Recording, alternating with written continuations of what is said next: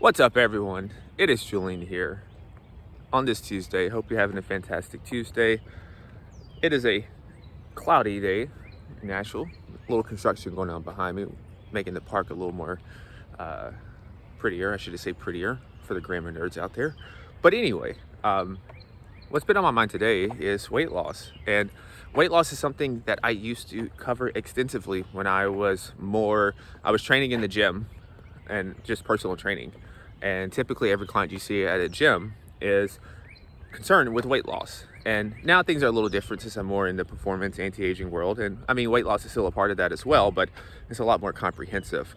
But today I just wanted to go over some simple hacks when it comes to weight loss that may not be so common discussed, but can actually make a huge difference. And typically when we think of weight loss and fat loss, we think of calorie counting. We think of depriving ourselves of foods and counting macros. But those things are useful, but there's some other things that are just as beneficial, that are a little more nuanced and not as spoken about. So I want to share those, and these have worked for me over the years and has worked for many clients as well. So excuse me. The first one that I want to discuss is no 2 bad meals in a row.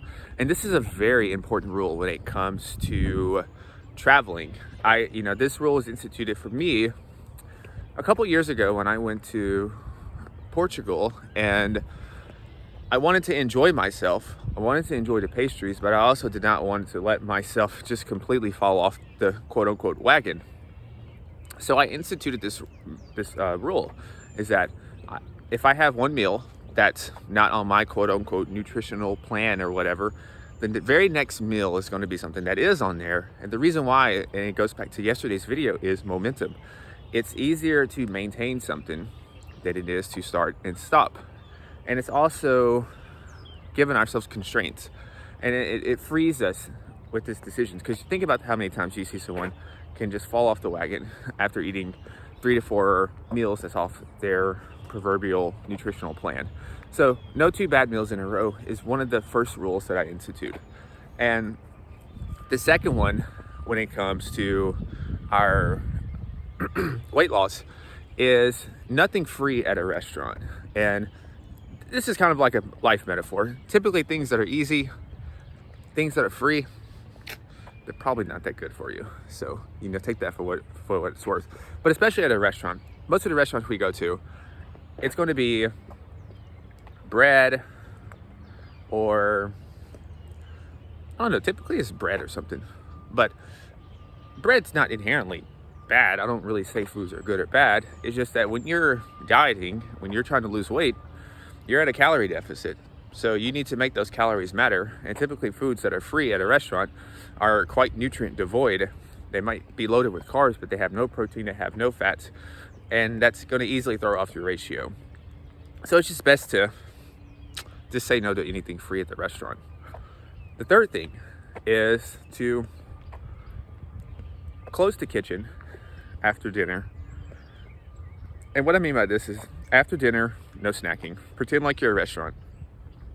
And the kitchen's closed after a certain time. I go out to different lounges and stuff at times, and they're like, well, last call on the kitchen, last call on this.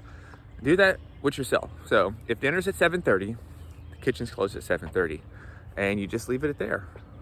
And this prevents and helps you to stop snacking when you shouldn't, and it just gives yourself constraints. All of these are going to give you constraints, and constraints is an absolute necessity, because we only have finite willpower as humans, all of us, and we make a lot of decisions throughout the day as it is. So if we can make life just a little bit easier and streamlined when it comes to our nutrition, then we stand a much greater opportunity to actually accomplishing the fitness and health goals that we want. So staying in the kitchen, we close the kitchen. The next thing is to not have any visible food just hanging around the house, hanging around the kitchen, unless it is something like some fruit, like a banana, an orange, an apple, or some vegetables or something like that. Even though I don't know if you keep vegetables out in the kitchen. I think you gotta keep those up, but you get the point. As humans, if we see something and it's just hanging there. And we're more likely to walk by and grab it, especially when maybe we're feeling a certain type of way. Maybe we just got done with a bunch of emails, or we just had some other junk to deal with, some other family drama or work drama, and in that moment there's irritability, and psychologically we're trying to seek pleasure, whether we realize this or not. Intuitively we're seeking pleasure. Sometimes that's why I think a lot of people have sweet tooth, is because they're at a pleasure deficit in life.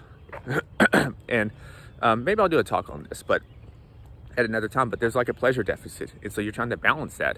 There's a lot of sour and bitterness in life, and so the food, the sweetness, represents the counter to those things that are going on in your life. But anyway, so nothing hanging out on the counter as well, because you're much more likely to grab it. Whether you do it today, maybe not, maybe you don't do it the next day, but you'll do it one day and then you will probably not stop at it, and that can throw your deficit off as well. Hey, how's it going? And so that's 4. So the 5th thing here is is don't drink beer. Like, beer's disgusting. First of all, beer's disgusting, but in all seriousness, especially for men, it has estrogenic properties, and it's calorie loaded, and it makes you bloated. I'm definitely not getting sponsored ever by any beer people, but it is calorie laden compared to things like drinking a glass of scotch on the rocks, or even a glass of wine. Wine's better. I know wine has calories as well, but just drinking alcohol on the rocks is cutting those calories out, and so typically with beer, and beer just makes you feel heavier as well. So typically, if I have someone who goes to client dinners and likes alcohol, I typically say, hey, let's mitigate the calorie effect here, and use something like wine, or, like I said, clear drinks on the rocks instead of just beer, because beer is estrogenic, and drinking alcohol in general can affect your estrogen metabolism, and affecting your estrogen metabolism can lead to other negative things down the line. And all of that estrogen metabolism depends on your genetics as well. So for example, myself, I don't necessarily have the best estrogen metabolism.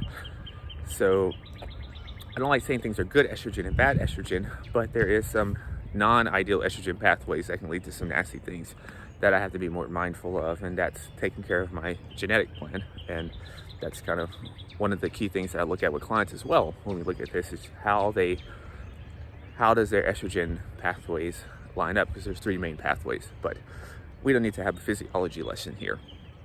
And so far what we have is no 2 bad meals in a row. We have nothing free at the restaurant, never. We have saying no to beer, going for drinks on the rocks, going for wine instead, and we have closing the kitchen after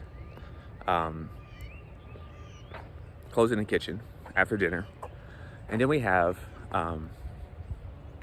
not having any food on the counter. Is there anything visible that we know we shouldn't be eating? That's according to our plan. And the last one is packaged carbs, and there's some good sources of packaged carbohydrates out there, but if we're in a deficit, and as I mentioned before, when you're attempting to lose weight and even recomp your body, calories are at a premium because you're most likely operating at a deficit. So the calories that we do ingest, we need those to be the most nutrient dense ones to get, in essence, get our most bang for the buck. What can we eat that satisfies a lot of things across the nutritional regimen? Meaning, what type of foods can we eat where we can get a lot of micronutrients from, a lot of minerals, a lot of vitamins from, and it's not just something that's just giving you protein. As I said, it's something that's just giving you carbs, but there's nothing else included. And so a lot of packaging foods, like think a lot of cereals and everything. And I eat cereals from time to time, but right now I'm also eating 400 plus grams of carbs a day. So it's a little different than if you only have 200 grams of carbs a day to spare around.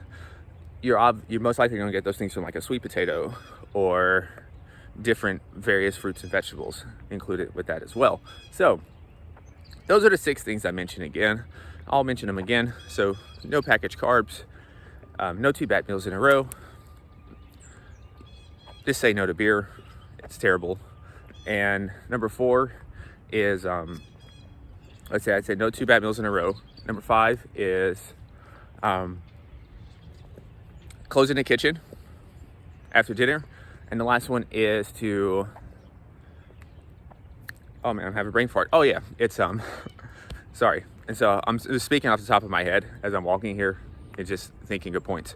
So the 6th one is to keep your food, keep the visibility clear and in your kitchen when it comes to foods, and not having any foods that you shouldn't be eating that's just highly visible in the kitchen that you can just easily grab for convenience or anything like that. So hope this video makes sense. Any questions, as always, you can leave a comment, send this out to a friend who may need to hear something like this, tell them to subscribe. And any questions, head over to theartoffitnessandlife.com, or you can email me at julian@theartoffitnessandlife.com, and we can go from there. Other than that, stay awesome, be limitless, and I'll talk to you soon. Peace.